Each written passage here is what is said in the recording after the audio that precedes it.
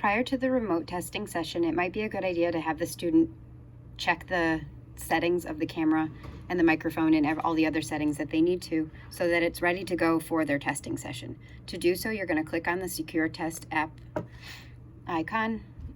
If you haven't done this already, you're going to select Connecticut and OK.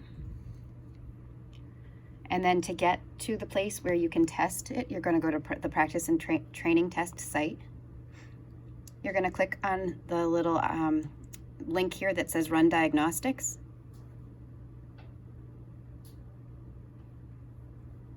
It will load the place where you're able to check the audio and video of the device. You're going to click on the tab that says Audio and Video Checks. And then here's where it's really important that you follow the next steps completely. The first thing you're going to do, and in this order, the first thing that you're going to do is click the box that says I agree to grant the browser permission to access the camera.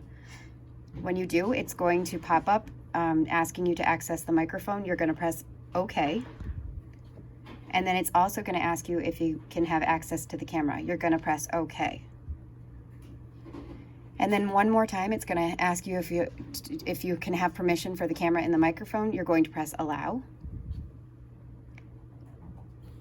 And then from there, it looks like nothing happens, but it's really important that the next thing you do is actually click on this camera that's right there. And when you do, you're going to see yourself. That's when you know that the camera is actually functioning properly. So you're going to press I can see myself, and then you're going to proceed through the next steps. You're going to do the audio check, make sure that you hear the sound. When you hear the sound, you're going to press that button. The microphone check, it's going to have you try to do a recording. You're going to press the record button. You're going to say something. You can say your name or whatever it is. I think in the directions it tells you to say your name. Once you're done, you're going to press the stop button. And then you're going to press play and make sure you could hear yourself. Record button. You're going to say something. You can say your name or whatever. If you do, you're going to press I heard my recording. And then you're going to make sure that you actually see the video that's played by pressing play. Once you do, you're going to say I could play the video. And then once you have completed all those steps, you know that the device is ready for the remote testing session. You can return to the login. And on the day of the actual test, you're going to make sure that the student goes to the operational site, and this is where they are going to proceed to log in.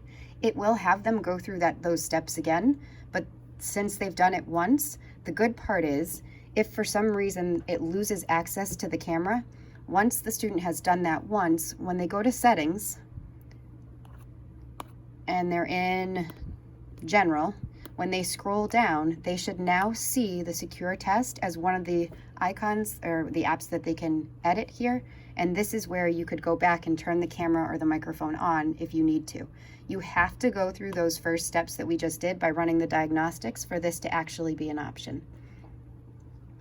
But once you have completed those steps, the student should be able to access the remote test and the teacher should be able to view them for the session.